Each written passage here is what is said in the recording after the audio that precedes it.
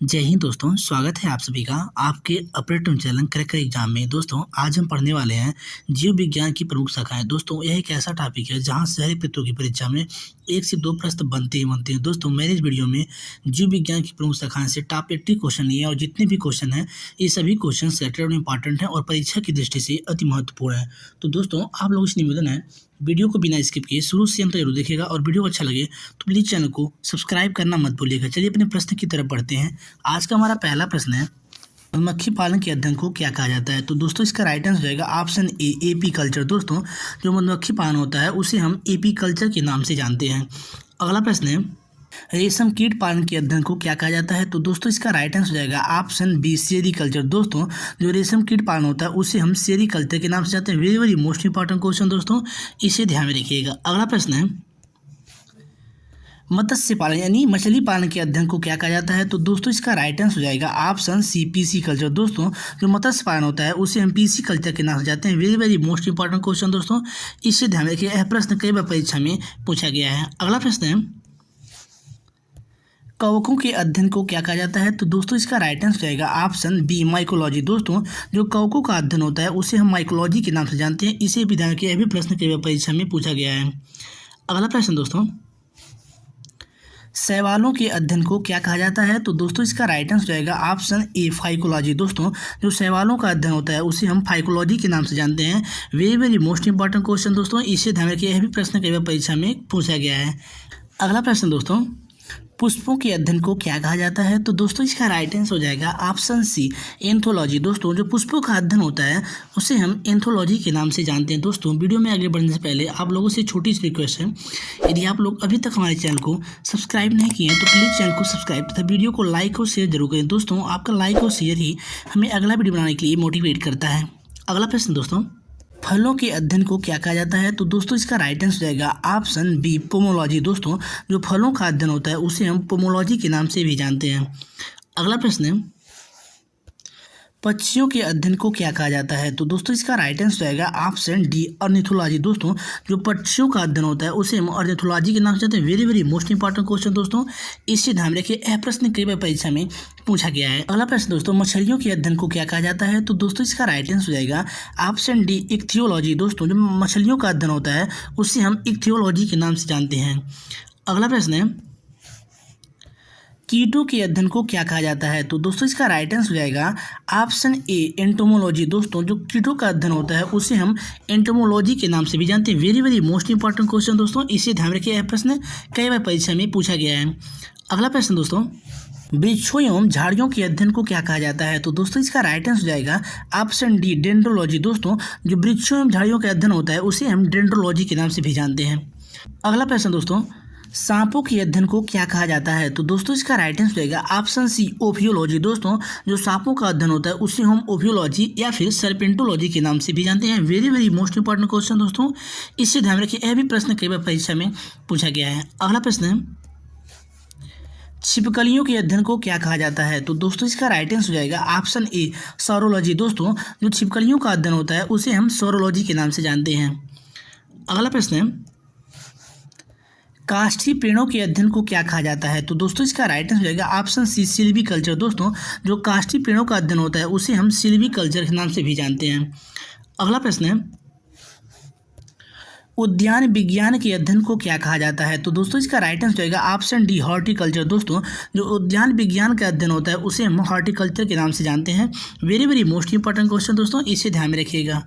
अगला प्रश्न है, फूलों की खेती के अध्ययन को क्या कहा जाता है? तो दोस्तों इसका राइट आंसर जाएगा ऑप्शन बी, फ्लोरिकल्चर। दोस्तों जो फूलों की खेती होती है उसे हम फ्लोरिकल्चर के नाम से जानते हैं। यह प्रश्न कई बार परीक्षा में पूछा गया है, इसे ध्यान में रखिएगा। अगला प्रश्न है, खोपड़ी के अध्ययन को क्या कहा जाता है? तो दोस्तों इसका राइट आंसर जाएगा ऑप्शन सी, क्रॉनियोलॉजी। दोस्तों जो खोपड़ी का अध्ययन होता है उसे हम क्रॉनियोलॉजी के नाम से भी जानते हैं। अगला प्रश्न है, कोशिकाओं के विस्तृत संरचना के अध्ययन को क्या कहा जाता है? तो दोस्तों इसका राइट आंसर जाएगा ऑप्शन ए, साइटोलॉजी। दोस्तों जो कोशिकाओं की विस्तृत संरचना होती है उसे हम साइटोलॉजी के नाम से भी जानते हैं। अगला प्रश्न है, एंजाइमों के अध्ययन को क्या कहा जाता है? तो दोस्तों इसका राइट आंसर रहेगा ऑप्शन ए, एंजाइमोलॉजी। दोस्तों जो एंजाइम का अध्ययन होता है उसे हम एंजाइमोलॉजी के नाम से जानते हैं। अगला प्रश्न है, दिल और उसके कामकाज के अध्ययन को क्या कहा जाता है? तो दोस्तों इसका राइट आंसर रहेगा ऑप्शन ए कार्डियोलॉजी। दोस्तों जो दिल होता है और उसका कामकाज होता है उसे हम कार्डियोलॉजी के नाम से भी जानते हैं। अगला प्रश्न है, जीव और पर्यावरण के बीच के संबंध के अध्ययन को क्या कहा जाता है? तो दोस्तों इसका राइट आंसर रहेगा ऑप्शन बी पारिस्थितिकी। क्या कहा जाता है? पारिस्थितिकी। Very very most important question दोस्तों, यह प्रश्न कई बार परीक्षा में पूछा गया है, इसे ध्यान रखिएगा। अगला प्रश्न दोस्तों, किसी जीव के बाहरी उपस्थिति के अध्ययन को क्या कहा जाता है? तो दोस्तों इसका राइट आंसर रहेगा ऑप्शन बी इकोनॉमी। दोस्तों क्या होता है? इकोनॉमी होता है। Very very most important question दोस्तों, इसे ध्यान रखिएगा। अगला प्रश्न है, रक्त और उसके कारण होने वाले रोग के अध्ययन को क्या कहा जाता है? तो दोस्तों इसका राइट आंसर रहेगा ऑप्शन सी हेमेटोलॉजी। क्या? Haematology. Very very most important question दोस्तों, इसे ध्यान रखिएगा। अगला प्रश्न है, किडनी के अध्ययन को क्या कहा जाता है? तो दोस्तों इसका राइट आंसर रहेगा ऑप्शन ए नेफ्रोलॉजी। दोस्तों जो किडनी का अध्ययन होता है उसे हम नेफ्रोलॉजी के नाम से भी जानते हैं।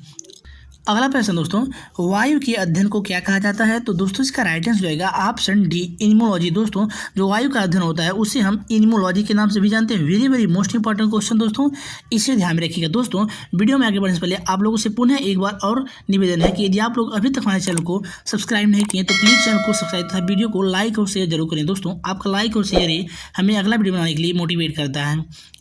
अगला प्रश्न दोस्तों, चींटियों के अध्ययन को क्या कहा जाता है? तो दोस्तों इसका राइट आंसर रहेगा ऑप्शन सी मर्मेकोलॉजी। किसे? मर्मेकोलॉजी को चींटियों के अध्ययन के नाम से जाना जाता है। अगला प्रश्न है, न्यूरॉन्स और तंत्रिका के अध्ययन को क्या कहा जाता है? तो दोस्तों इसका राइट आंसर रहेगा ऑप्शन सी न्यूरोलॉजी। दोस्तों जो न्यूरॉन्स और तंत्रिका होता है उसके अध्ययन को हम न्यूरोलॉजी के नाम से जानते हैं। अगला प्रश्न दोस्तों, घास के अध्ययन को क्या कहा जाता है? तो दोस्तों इसका राइट आंसर रहेगा ऑप्शन डी एग्रोस्टोलॉजी। किसे? एग्रोस्टोलॉजी को घास के अध्ययन के नाम से जाना जाता है। अगला प्रश्न है, मिट्टी और फसल के अध्ययन को क्या कहा जाता है? तो दोस्तों इसका राइट आंसर रहेगा ऑप्शन बी एग्रोनॉमी। किसे? एग्रोनॉमी को मिट्टी और फसल के अध्ययन के रूप में जाना जाता है। अगला प्रश्न दोस्तों, जोड़ों के अध्ययन को क्या कहा जाता है? तो दोस्तों इसका राइट आंसर रहेगा ऑप्शन ए ऑर्थोलॉजी। दोस्तों जो जोड़ों का अध्ययन होता है उसे हम ऑर्थोलॉजी के नाम से जानते हैं। अगला प्रश्न दोस्तों, उड़ने वाले जीवों के अध्ययन को क्या कहा जाता है? तो दोस्तों इसका राइट आंसर रहेगा ऑप्शन डी एरोबायोलॉजी। किसे? एरोबायोलॉजी को उड़ने वाले जीवों के अध्ययन के नाम से जाना जाता है।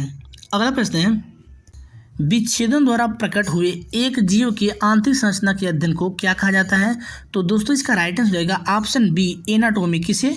एनाटोमी को विच्छेदन द्वारा प्रकट हुए एक जीव के आंतरिक संरचना के अध्ययन के रूप में जाना जाता है। Very very most important question दोस्तों, इसे ध्यान रखिएगा। अगला प्रश्न, जीवों के भौगोलिक वितरण के अध्ययन को क्या कहा जाता है? तो दोस्तों इसका राइट आंसर रहेगा ऑप्शन बी बायोग्राफी। किसे? बायोग्राफी को जीवों के भौगोलिक वितरण के अध्ययन के रूप में जाना जाता है। अगला प्रश्न है, मिट्टी के अध्ययन को क्या कहा जाता है? तो दोस्तों इसका राइट आंसर रहेगा ऑप्शन सी पेडोलॉजी। दोस्तों जो मिट्टी का अध्ययन होता है उसे हम पेडोलॉजी के नाम से जानते हैं। अगला प्रश्न दोस्तों, लीवर के अध्ययन को क्या कहा जाता है? तो दोस्तों इसका राइट आंसर रहेगा ऑप्शन सी हिपेटोलॉजी। दोस्तों जो लीवर का अध्ययन होता है उसे हम हिपेटोलॉजी के नाम से जानते हैं। Very very most important question दोस्तों, इसे ध्यान रखिए, यह प्रश्न कई बार परीक्षा में पूछा गया है। अगला प्रश्न है, सब्जियों के अध्ययन को क्या कहा जाता है? तो दोस्तों इसका राइट आंसर रहेगा ऑप्शन डी ओलेरीकल्चर। दोस्तों जो सब्जियों का अध्ययन होता है उसे हम ओलेरीकल्चर के नाम से जानते हैं।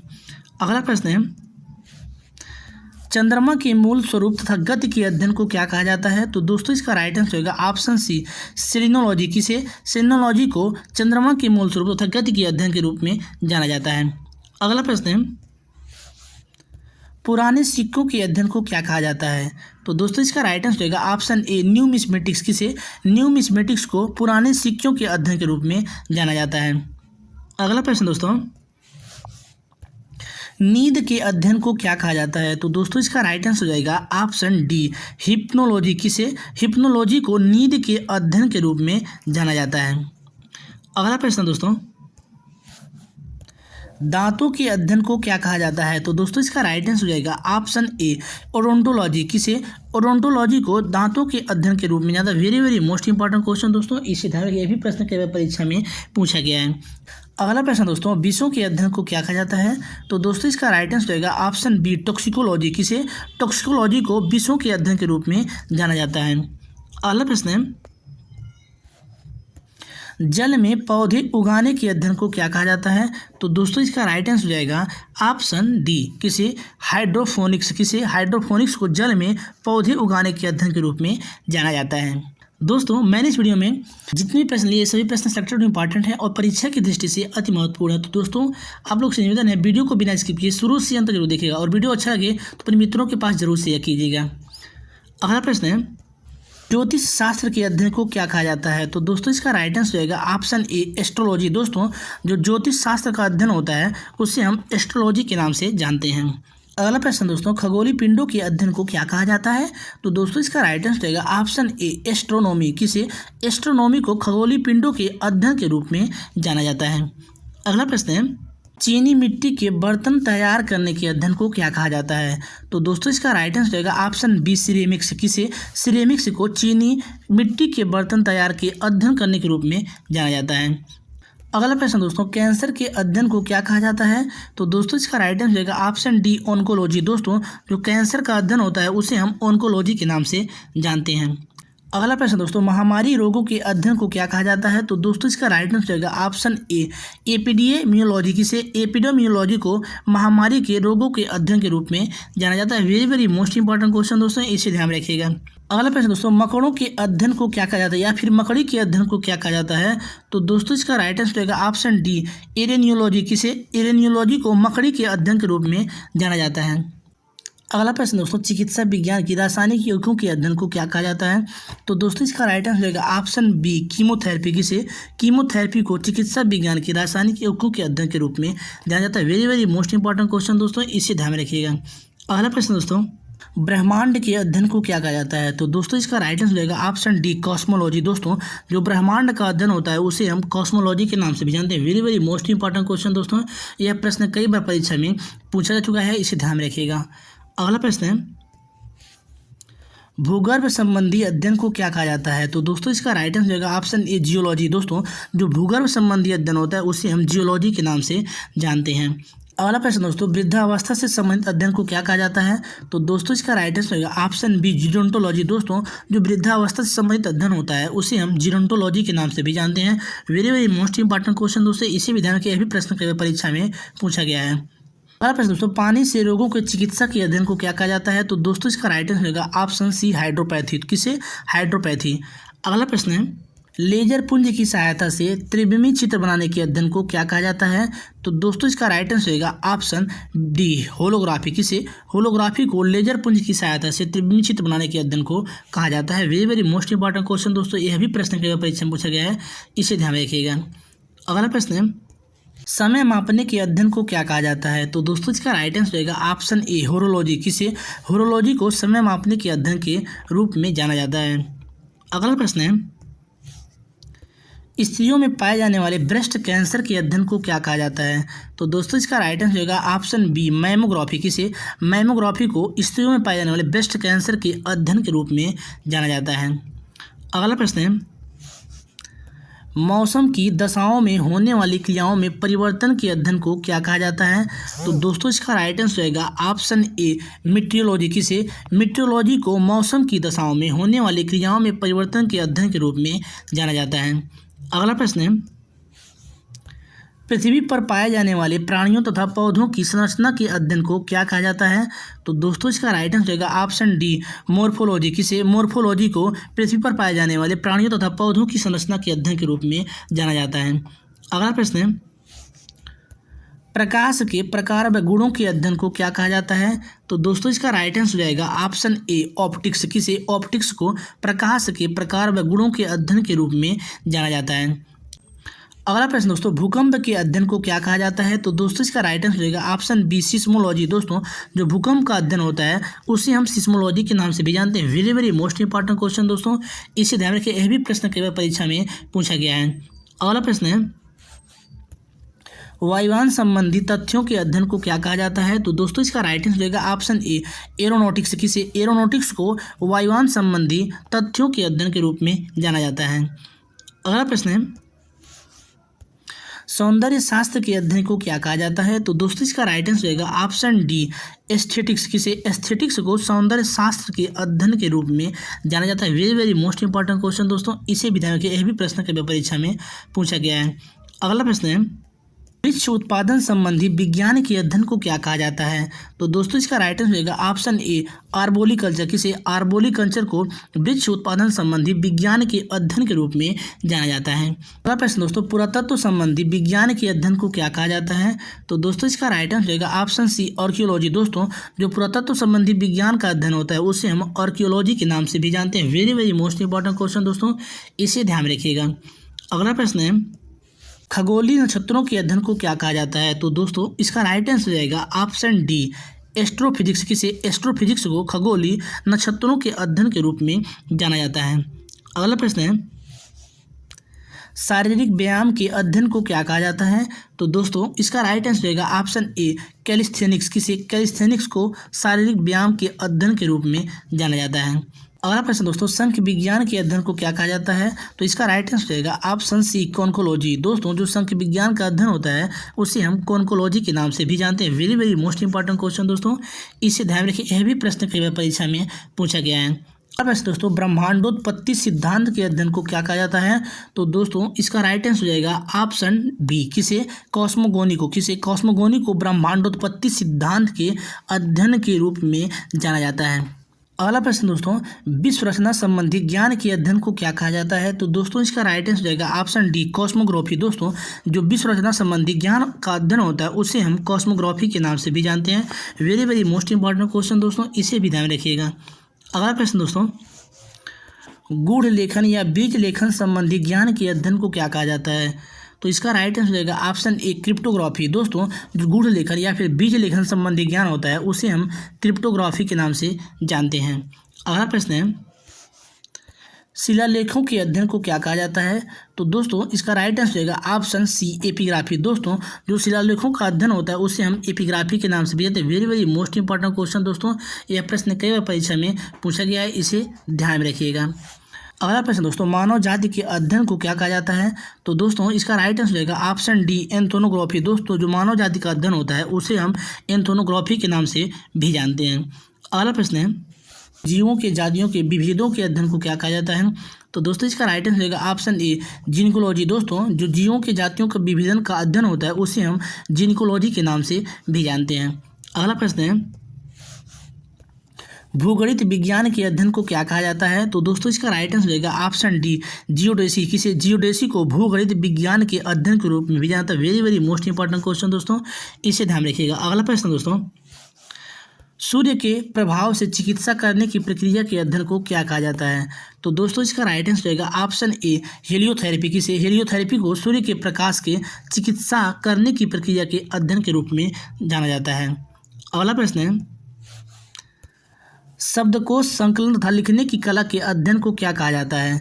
तो दोस्तों इसका राइट आंसर रहेगा ऑप्शन ए लेक्सिकोग्राफी। किसे? लेक्सिकोग्राफी को शब्दकोश संकलन तथा लिखने की कला के अध्ययन के रूप में भी जानता है। Very very most important question दोस्तों, इसे ध्यान रखिएगा।